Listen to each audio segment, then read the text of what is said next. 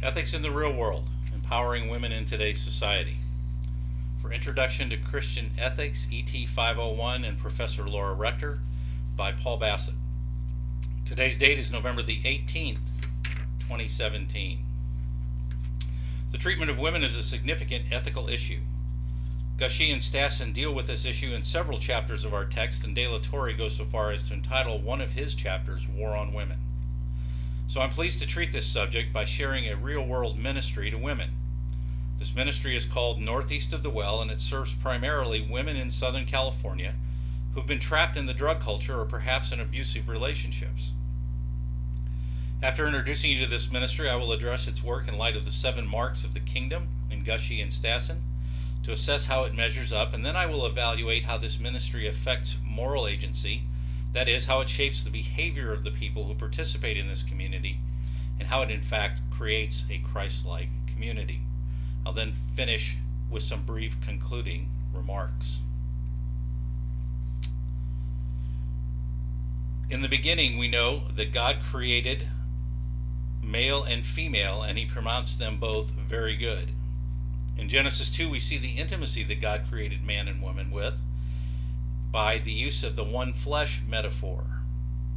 Then we turn the page to Genesis 3, and this intimate relationship is put asunder, and the power structure is distorted between men and women. We know further that women's issues are kingdom issues. We see in the New Testament that Jesus' treatment of women was vastly different than that of the culture in which he lived. The famous story of John chapter 4, the woman at the well, is but one example which will fit prominently into our work here. Gushee and Stassen believe that this is because Jesus was concerned above all with the reign of God and the importance of women in it. It's fascinating to observe how God has used women in his kingdom work throughout history, even after Genesis 3. Lydia in Acts 16 is given special notice for the work of God in her life. In Romans 16, Priscilla is described as a co-worker with the Apostle Paul. Mark Knoll, in his study on Christianity in America, notes that from the beginning, quote, women would not play a public, visible role in the church for centuries to come, but their labors in organizing communities, building support fellowships, and faithfully attending midweek gatherings for prayer established a foundation for Christian life in America, close quote.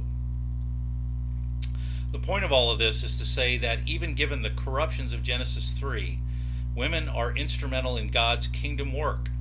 With all of that being understood, let me introduce you to the ministry I have chosen for this project, Northeast of the Well. Northeast of the Well was started in 2011 by Laura Johnson Suck, whose picture you see on the screen in front of you.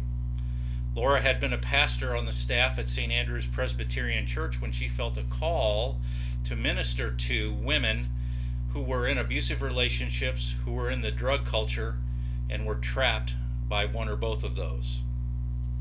So she created Northeast of the Well. What does Northeast of the Well do? Well, you can see in this little snippet from their website that they go out to people in the community.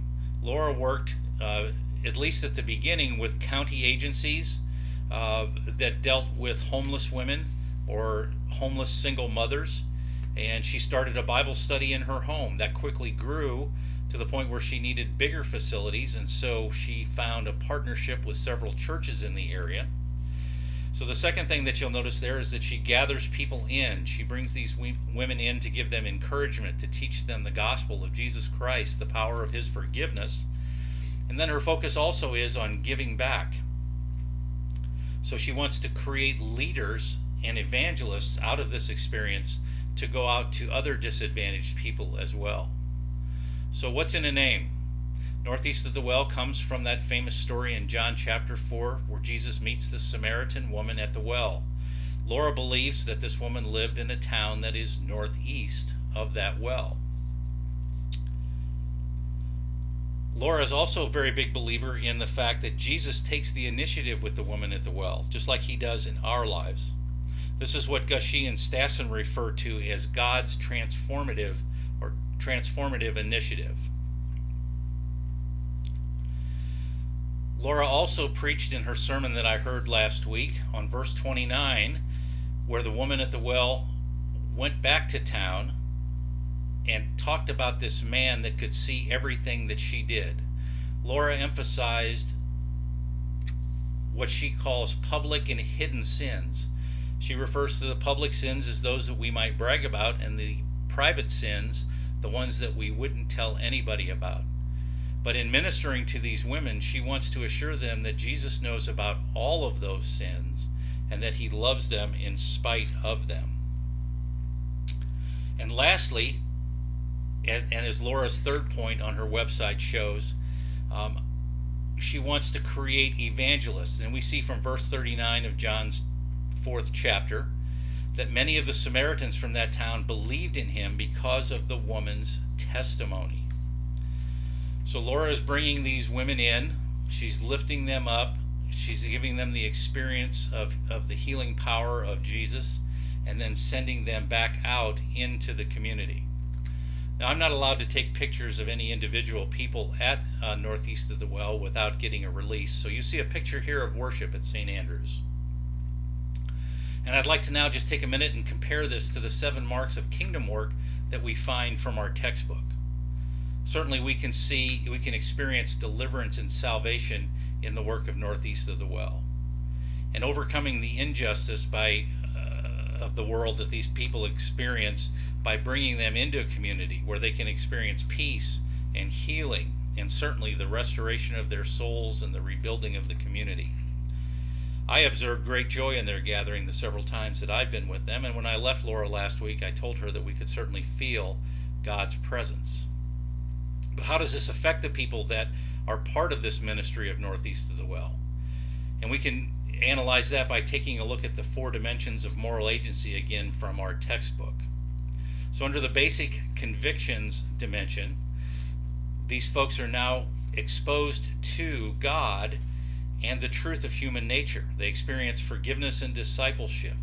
And this is all part of the work of the church, the mission of the church.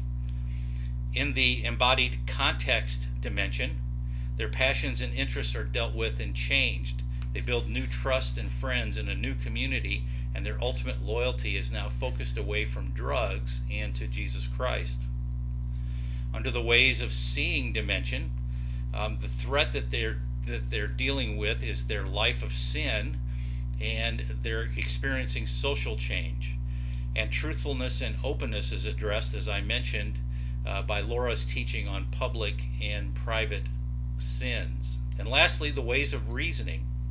The way that these folks have been making decisions in the past is now changed because they have an ultimate vision, and that is to be part of the kingdom work of Jesus Christ.